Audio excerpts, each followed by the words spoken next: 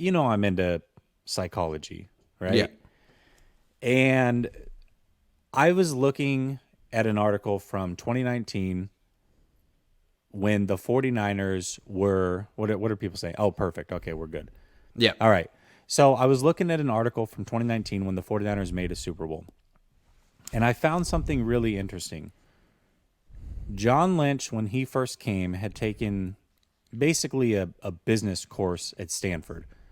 And he used some of those things from that course when implementing his front office with the 49ers. And one of the things that he felt was very important that he learned from that course is that you have to have a mission statement. And this is a mission statement that basically you come up with as a front office and it trickles down through the team. So I'm going to read the mission statement to you and what the pillars are to that. It's short. And then we're going to talk through this for a minute. So here's what the mission statement was that him and Shanahan came up with. Our nucleus of dedicated players will reestablish the 49er way and lead our organization back to the top of the NFL.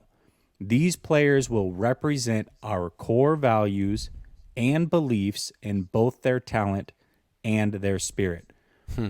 It goes on to say that Lynch and Shanahan agreed that the players they drafted would have to exhibit both talent and spirit, which further defined in a short list of bullet points under the vision. For example, they looked for players who showed contagious competitiveness and mental toughness, as well as willingness to protect the team. Okay, so the first question that came to my mind was, how does this play into the locker room? And I ask that because the 49ers are currently losing. And there have been a lot of reports of rifts and things that are out there where some of the teammates wanted Jimmy, some of the players wanted Lance, and so forth. But I found this interesting, and you quoted this today, and Kittle did say this on Sunday after the game. He said, we have a standard that we play at. We play at a very high level, a lot of energy, 100% effort on every play. And I don't know if we gave that today at every position.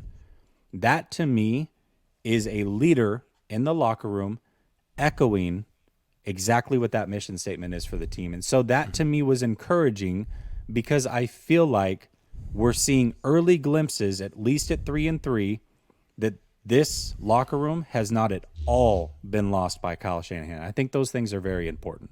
What do you think about that? Interesting. That's how you interpret George Kittle's statement saying that the team didn't play hard enough and didn't live up to his standards, that Kyle hasn't lost. I actually interpret it 100% opposite. Okay. The fact that George Kittle would come out and say, we didn't play hard enough, that's a condemnation of the coach. Who's in charge of that? The coach. Yes. What he essentially said is our head coach didn't get us up to play this game. Or he didn't say our head coach didn't get us up. We weren't up to play this game. I was, but a lot of the young guys weren't. Well, he's not explicitly blaming Kyle, but anyone could figure out that that's Kyle's responsibility. And he took them to West Virginia, and he thought that was going to be the best course of action to get them ready to play very hard against Atlanta. But for whatever reason, George Kittle felt they didn't play hard enough. And that's why the next day, when on the conference call, when someone asked Kyle, hey, what'd you think of what George said about the team not playing hard enough? He was like, respectfully, I disagree with that. Because if he were to agree with that, he'd be opening himself up to, well, how come your team didn't play hard enough? Isn't that your job? So to me, that's a shot at the coach. And I wasn't surprised that Kyle Shanahan respectfully disagreed with him. Well, I'm going to say this. The reason that this is the reason I'm taking it opposite, is what he's saying from the expectations of him as a player and a leader in that locker room falls in line with exactly what Kyle Shanahan and John Lynch expect from this organization. That's the reason that they drafted every player on this team, according to what they're laying out. So for him to say that tells me he knows what the expectation is, which is great. and he's holding people accountable. I also am not surprised that Kyle said, well, I disagree with that. I think good coaches don't air players out in the public. And that's something that I've had issues with Kyle in the past. The fact that he didn't air people out in the public, I think is signs of growth, in my opinion. Fair. I guess the only reason I said this is what Kittle essentially said was we were flat. It was a trap game. We were flat. We didn't give it our full effort. I remember 3 years ago when they lost to Atlanta at home. After the game, Nick Bosa said we were flat. He said those words. And then we asked Kyle Shanahan about it, and he was like, I didn't see that. A head coach will never admit to his team being flat because that is a self-condemnation. A coach would rather plead the fifth than say my team was flat that day. Because if there's one job you have as a head coach is to make sure that doesn't happen. So that's all I'm saying. And we don't know. We don't know one way or another because we're not in that locker room. But it's funny how we can take the same thing and interpret it opposite ways. Yeah, absolutely. And that's what's great is that I think a lot of people would interpret this the opposite way. Okay, so the follow-up question I have for you is they said that they want to restore the franchise to the 49er way. How do you interpret that? That was coming off the heels of the Harbaugh-Balky stuff. You know, it was just funny. This 2012 reunion, Ray McDonald's going to be there. Alden Smith's going to be there. Maybe. It's like, whoa. Time has passed. It's been 10 years, but those guys were like notorious. I mean, they did stuff that if they did that today, they would be canceled. So I think Jed wanted to get rid of that culture and have, you know, it used to be winning with class. I think he wanted that. And I think that Kyle and John were playing into that. We're not going to draft people we're not going to sign people who are going to be, you know, assaulting their teammates. Remember when Ahmad Brooks hit Lamar Divins with a bottle? Yeah. Because Lamar Divins wouldn't give him his keys because he felt Ahmad allegedly was too drunk to drive. I don't remember. Too intoxicated? Yes. Allegedly. Anyway, they're coming back. That's interesting because when I interpret the 49er way, I interpret it as winning, getting back to being the model franchise in the NFL. Oh, winning. Yeah, good call. There's that too. So either way. So I guess my question, regardless of how you interpret it, do you feel like they've delivered on what they set out to do, which is restoring the 49er way? Not until you get that ring, baby. Sorry. And you know what? Neither did Harbaugh. Neither did Mariucci. None of them. Until you win that ring. And I think that's why Kyle's been given so much rope locally is because his dad was the offensive coordinator for the team that won the last Super Bowl with the 49ers. I mean, that's 27 years ago. Those are positive memories. And his dad was part of that. Kyle wasn't. Well, he was. He was a ball boy. I take it back. Ball boy in that team. So, okay. I'm just saying. I agree that they have not restored the 49er way, but I don't necessarily associate it with championships because championships are hard to win. I don't care who you are. And we talked about Harbaugh. He did a fantastic job, Grant, but he didn't deliver a championship either. That's true. Yes, you ultimately do need to deliver a championship. I have no doubt about that. You can't stick around forever if you're not doing that.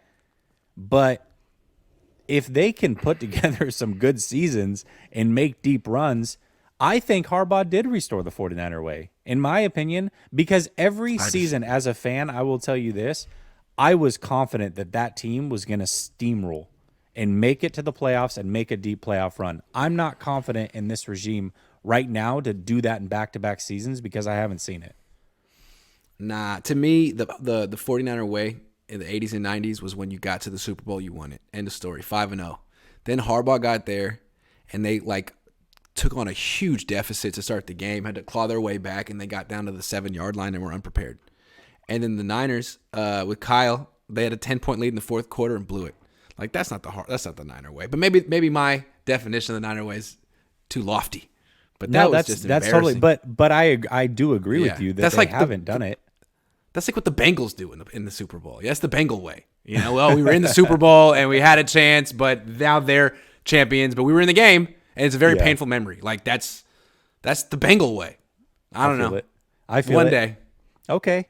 So we both agree they haven't restored the 49er way, but for different reasons.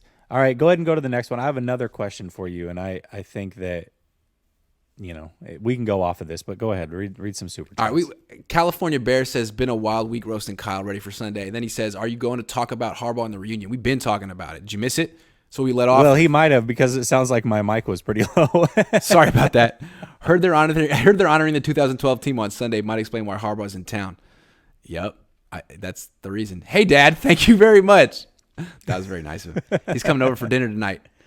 What's up, Pops? What's up, Pops? All right, let's talk about Deebo Samuel's. Hold on, Downs. I got one more. Okay, all right. I got one more. Just one more thing. Okay, so I think the way that Harbaugh ran things versus the way that Shanahan runs things is hurting Shanahan in the eyes of fans. And here's what I mean.